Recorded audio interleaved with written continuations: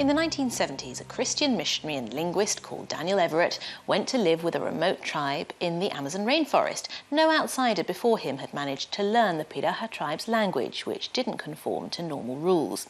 What Everett learned about the Piraha's way of life and speech blew apart linguistic theory, and ironically, instead of the missionary converting the tribe's people to Christianity, they converted him to atheism.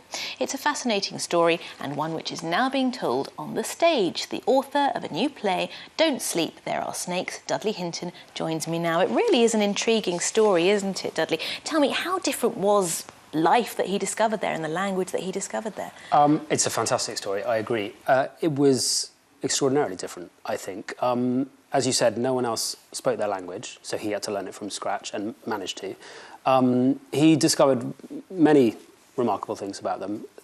Things like they don't have colours, they don't have numbers, which is, I think, completely unique for many people in the world. He then discovered, as you said, something that completely contradicted Noam Chomsky's theory of universal grammar and caused a huge storm in the world of linguistics.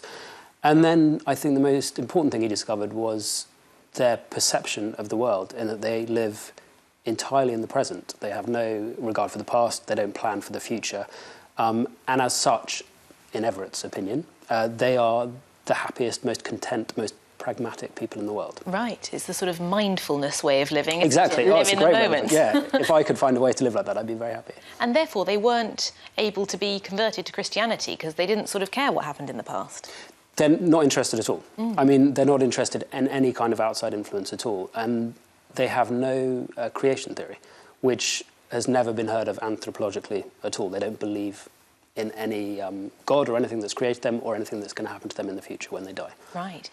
Which is a challenge for a missionary. Sure, indeed. And that sort of caused him to have something of an existential crisis. His Yes. whole reason for being there, to convert these people and teach them the word of God, disappeared, and he himself lost his faith. Now, this extraordinary story is being put on as on the stage in a play that you've written. That really must have its challenges when you're trying to depict people speaking this language that nobody else can speak. Yes, it's a big challenge. We have by no means tried to create an accurate portrayal of an Amazonian tribe on the stage, because that would be impossible and ridiculous, probably.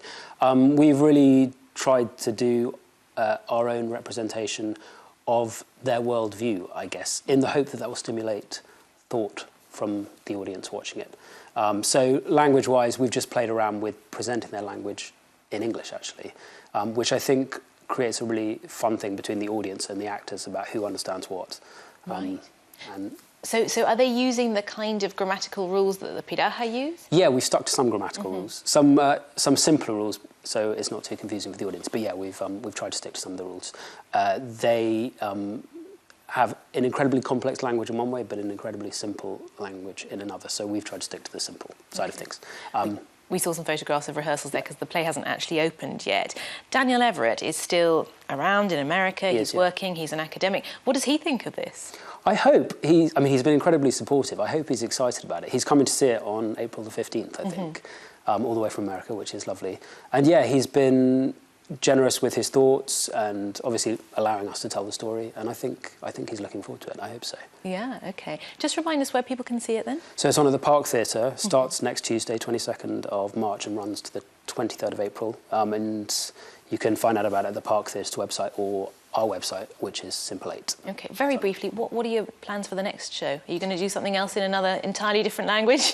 No, I think we did a show very briefly, a pop-up show about 4 weeks ago, an improvised show about financial crisis, which we're hoping to bring back for the European referendum. OK, it's another language of sorts, isn't it? Yes, language of finance. Bravo. Thank you so much, Dudley Hinton. Thank you. That's all we've got time for now, but we'll be back soon. Bye-bye.